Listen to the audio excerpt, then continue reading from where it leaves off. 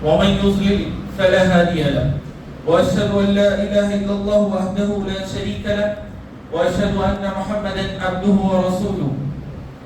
يا أيها الناس اتقوا ربكم الذي خلقكم من نفس واحدة وخلق منها زوجها وبث منهما رجالا كثيرا ونساء واتقوا الله الذي تساءلون به والأرحام إن الله كان عليكم رقيبا. يا أيها الذين آمنوا اتقوا الله وقولوا قولا سديدا يصلح لكم أعمالكم ويغفر لكم ذنوبكم ومن يطع الله ورسوله فقد فاز فوزا عظيما. أما بعد فإن خير الحديث كتاب الله وخير الهدي هدي محمد صلى الله عليه وسلم وشر الأمور محدثاتها وكل محدثة بدعة وكل بدعة ضلالة وكل ضلالة في النار. محترم مکرم بزرگان دین اور حاضرین مجلس، آج کے اس عظیم دن جس کو اللہ سبحانہ و تعالیٰ نے یوم الحج الاکبر کہا ہے، اللہ سبحانہ و تعالیٰ نے ہمارے لیے یہ ایک خوشی کا موقع، ایک عید کا موقع رکھا ہے. جیسے ہی یہ اسلامی مہینے کا جو آخری مہینہ ذی الحجہ کا مہینہ شروع ہوتا ہے اور عید کے ایام قریب آتے ہیں، حج کے ایام قریب آتے ہیں، تو تین لوگوں کی زندگیاں ہمارے سامنے رہتی ہیں. ہم سب واقف ہیں کہ اللہ سبحانہ و تعالیٰ کا کوئی بھی کام غیر مقصدی نہیں ہوتا. اللہ سبحانہ و تعالیٰ کا ہر کام کے پیچھے جو ہے نا بڑے بڑے مقاصد چھپے ہوئے رہتے ہیں.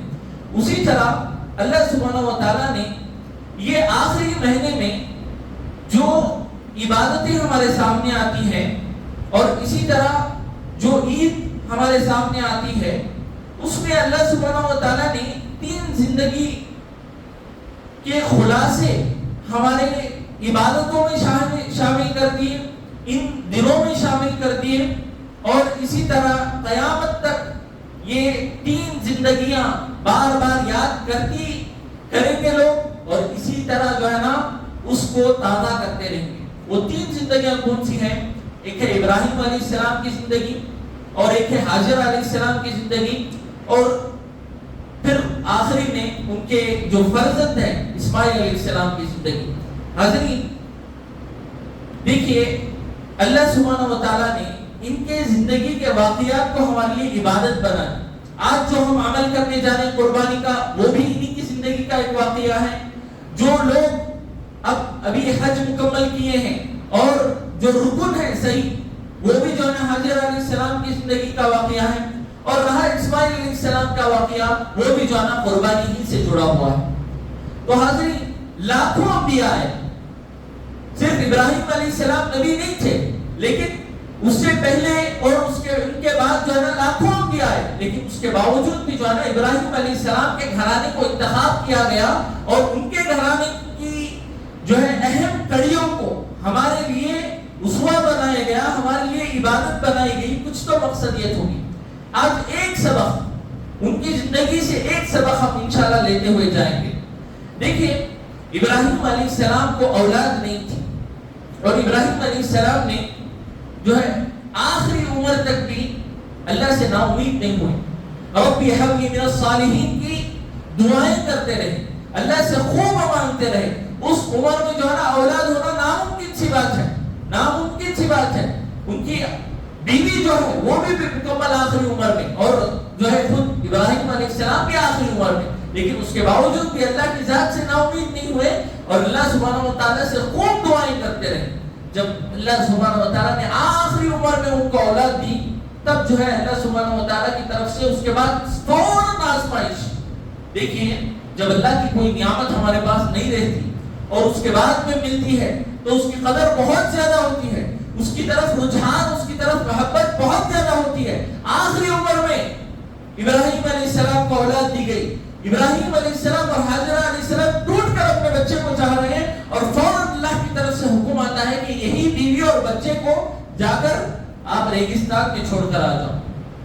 فوراً اللہ کی طرف سے حکم آتا ہے، اور ابراہیم علیہ السلام جو ہے مکمل اطاعت و فرما برداری آپ کے اندر کوٹ کوٹ کر بھری تھی. فوراً جو ہے ابراہیم علیہ السلام، حاجر علیہ السلام اور اسماعیل علیہ السلام کو لے کر مکہ جو آج آباد شہر ہے، اس وقت بھی جو ہے نا وہاں ایک چڑیا تک نہیں اڑتی تھی. وہاں انسان تو چھوڑیے ایک کیڑے مکوڑے بھی بسر کرنا ناممکن سی بات تھی. ویسے علاقے میں جا کر جو ہے نا ابراہیم علیہ السلام نے حاجر علیہ السلام اور اپنے چھوٹے سے بچے کو چھوڑ دیا. اور حاجر علیہ السلام جو ہے بار بار ابراہیم علیہ السلام سے سوال کر رہی ہے، یا ابراہیم این تذهب وانت تتركنا في هذا الوادي، اے ابراہیم تم کہاں جا رہے ہو؟ ہمیں اس وادی میں چھوڑ کر، اس بیابان میدان میں چھوڑ کر تم کہاں جا رہے ہو؟ ابراہیم علیہ السلام مڑ کر جواب نہیں دیتے، خاموشی سے آگے چلتے رہتے ہیں. پھر حاجر علیہ السلام خود سوال کرتے ہیں، اللہ امرک بہذا، کہ اللہ سبحانہ و تعالیٰ نے تمہیں حکم دیا؟ تب جو ہے فوراً ابراہیم علیہ السلام بس ایک لفظ میں کہتے ہیں نعم، ہاں یہ اللہ نے مجھے حکم دیا. اس کے بعد جو حاجر علیہ السلام کا جملہ آتا ہے وہ ہر مرد، ہر بچے، ہر عورت کو یاد رکھنا چاہیے. حاجر علیہ السلام کہتی ہیں اذن لا یضیعنا، اگر معاملہ ایسا ہے، اگر اللہ کی طرف سے حکم آیا ہے تو ہم ضائع نہیں ہوں گے. میرے بھائیوں، یہ بات انہوں نے اپنے گھروں میں بیٹھ کر اپنے شوہر کے ساتھ، اپنے خاندان والوں کے ساتھ، تمام حفاظتوں کے ساتھ نہیں کہی. ایک بیابان میدان میں جہاں پر مرنا طے ہے ایک انسان کا، ویسے میدان میں کھڑ کر جو نا اللہ پر توکل کیا. آج ہمارے گھروں میں اتنی سہولیات ہونے کے باوجود، اتنے ہمارے محافظین ہونے کے باوجود اللہ پر اتنا توکل نہیں ہے ہمارا.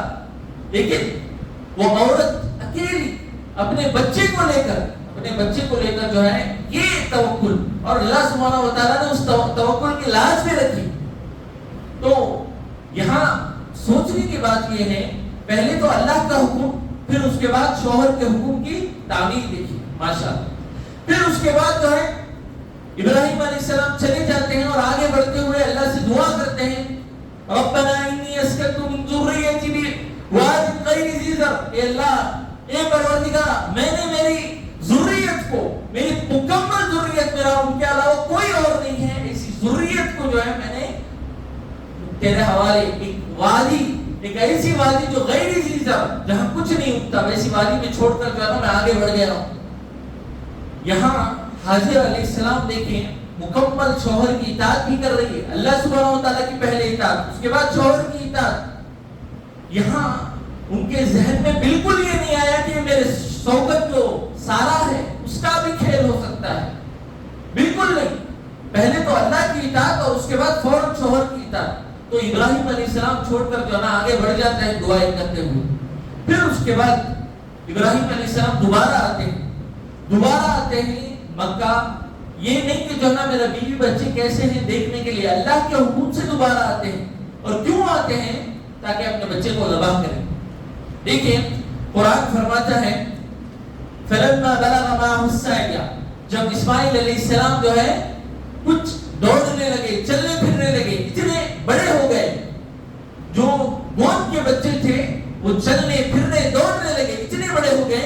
قال یا بنی انی ارى في المنام انی اذبحک، فوراً وہ آ کر کہتے ہیں کہ اے میرے بچے، میں دیکھتا ہوں تمہیں خواب میں کہ میں تمہیں ذبح کر رہا ہوں. تو بچے کی طرف سے کیا جواب آتا ہے؟ فوراً جو ہے نا بچہ راضی ہو جاتا ہے، فوراً بچہ راضی ہو جاتا ہے اور کہتا ہے کہ جو ہے نا آپ کو جو اللہ کی طرف سے حکم آیا ہے وہ کر گزرو، انشاءاللہ تم مجھے صابروں میں سے پاؤ گے. یہاں بھی دیکھیں پہلے تو بیوی اطاعت کر رہی ہے اللہ کی اور شوہر کی، اب بیٹا بھی جو ہے نا ایک مثال قائم کر رہا ہے اللہ کی اطاعت میں بھی اور اپنے باپ کی اطاعت میں بھی. پھر اس کے بعد جو ہے نا ایک بڑا عرصہ گزرتا ہے، وہاں لوگ جو ہے نا بسنے لگتے ہیں. وہ پورا قربانی کا واقعہ تفصیلات آپ لوگوں کو معلوم ہے. پھر اس کے بعد جو ہے نا ابراہیم علیہ السلام تیسری مرتبہ آتے ہیں اور اس وقت تک اسماعیل علیہ السلام کی شادی بھی ہو گئی ہوتی ہے اور وہ پورا علاقہ بھی بسر ہو گیا ہوتا ہے. زمزم کا کنواں جو ہے، اسی طرح کعبۃ اللہ کی تعمیر، یہ تمام واقعات ہو جاتے ہیں. پھر تیسری مرتبہ آتے ہیں اور اسماعیل علیہ السلام کو نہیں پاتے، اسماعیل علیہ السلام باہر رکھتے ہیں. آ کر جو ہے نا جب ان کی بیوی سے جو ہے دریافت کرتے ہیں گھر کے احوال، تو وہ ناشکری کی کلمات کہتی ہے. تو وہ فوراً بیوی سے کہتے ہیں اسماعیل علیہ السلام کی کہ اسماعیل علیہ السلام آنے پر بس کہو غیر عتبۃ بابک، کہ جو ہے نا اپنے گھر کی چوکٹ بدل دو. تو اسماعیل علیہ السلام آ کر کیا کرتے ہیں؟ نہ اپنے باپ سے جا کر دوبارہ سوال کرتے ہیں نہ کچھ، بس جو ہے نا باپ کا حکم آیا فوراً جو ہے عمل کر کے فوراً جو ہے نا طلاق دے دیتے۔ میرے بھائیوں، ابراہیم علیہ السلام کی زندگی میں آپ دیکھیں، بیوی مکمل اطاعت و فرما برداری، بیٹا مکمل اطاعت و فرما برداری، میدان میں رہنے کے لیے تیار، قربان ہونے کے لیے تیار، اپنی بیوی کو طلاق دینے کے لیے تیار۔ وہ کیا راز تھا ابراہیم علیہ السلام کی وجہ سے، جس کی وجہ سے ان کا گھرانے کا ہر فرد اتنا زیادہ مطیع و فرما بردار؟ کیا چیز تھی جس کی وجہ سے ان کے گھر والے سب لوگ اللہ کے بھی مطیع و فرما بردار اور جو ہے نا اپنے جو گھر کے سرپرست ہیں ان کے بھی مطیع و فرما بردار؟ آج جو ہے نا ہم بڑے افسوس سے یہ کہنا پڑتا ہے، ہمارے اللہ پر یقین رکھنے والوں اور اسی طرح رسول اللہ صلی اللہ علیہ وسلم کی تعلیمات پر عمل کرنے والوں کے جملے ہیں، وہ کہتے ہیں کہ ہمارے گھروں میں ہماری نہیں چلتی، ہمارے گھروں میں جو ہے نا ہماری بات نہیں سنتے، نہ میری بات بیوی سنتی ہے، نہ میری بات میرے بچے سنتے ہیں۔ اعوذ باللہ من ذالک، ہمارے اندر ضرور کچھ نہ کچھ کمی ہے۔ یہاں دیکھیے ابراہیم علیہ السلام کی ایک بات پر اتنی بڑی قربانیاں دی جا رہی ہیں، ہمارے اندر کچھ تو کمی ہوگی نا۔ تو ابراہیم علیہ السلام کی زندگی سے ہمیں سیکھنا چاہیے ابراہیم علیہ السلام کا تعلق اللہ سے کیسا تھا۔ ابراہیم علیہ السلام جو ہے مکمل طور پر گناہوں سے کیسے دور تھے، اور اسی طرح ابراہیم علیہ السلام کے اندر جو توحید اور اسی طرح شرک سے دوری تھی، یہ تمام اوصاف تھے جس کی وجہ سے اللہ سبحانہ و تعالیٰ نے ابراہیم کا رعب صرف اور صرف جو ہے نا اپنے گھرانے پر نہیں بلکہ ساری جو ہے انسانیت پر اور قیامت تک جتنے لوگ آئیں گے ان تمام پر باقی رکھا ہے۔ جب ہم اللہ سبحانہ و تعالیٰ کی سنیں گے تو ہمارے ماتحت رہنے والے ہماری سنیں گے۔ یاد رکھ لیجیے یہ قاعدہ ہے، الجزاء من جنس العمل۔ اگر ہم ہمارے آقا کی نہیں سنتے تو ہمیں بھی کوئی آقا تسلیم کرنے کے لیے تیار نہیں ہوگا۔ جب ہم جو ہے اللہ سبحانہ و تعالیٰ کی نہیں مانیں گے تو ہماری بیوی بھی نافرمانی کریں گے، ہمارے بچے بھی نافرمان نکلیں گے۔ یہ طے شدہ فیصلہ ہے اللہ کی طرف سے۔ تو اس وجہ سے جب بھی ہمارے ماتحت رہنے والے کوئی بھی لوگ ہیں، اگر وہ کچھ گڑبڑی کرتے ہیں تو سب سے پہلے ہمارے اعمال کی طرف دیکھنا چاہیے، ہمارے اعمال کا جائزہ لینا چاہیے۔ اور یاد رکھ لیجیے اللہ نے اصول بنا دیا، الرجال قوامون علی النساء، مرد حضرات جو ہے نا قوام ہیں عورتوں پر، اور اسی سے گھر بنتے ہیں اور اسی سے گھر جو ہے نا سنورتے ہیں۔ اگر اس کا معاملہ برعکس ہو جائے، اگر عورتیں جو ہے نا حاکم بنے، عورتیں گھر چلانے لگے، تو یاد رکھ لیجیے یہ اللہ کے اصول کی نافرمانی ہے، اللہ کے اصول کی خلاف ورزی ہے، اور یہیں سے جو ہے نا گھر تباہ اور برباد ہونے شروع ہو جاتے ہیں۔ تو مرد حضرات کو مکمل آگے بڑھنا چاہیے اور تمام گھرانے کو لے کر چلنا چاہیے، اسی میں جو ہے نا سب کے لیے بھلائی ہے، اسی میں جو ہے سب کے لیے بہتری ہے۔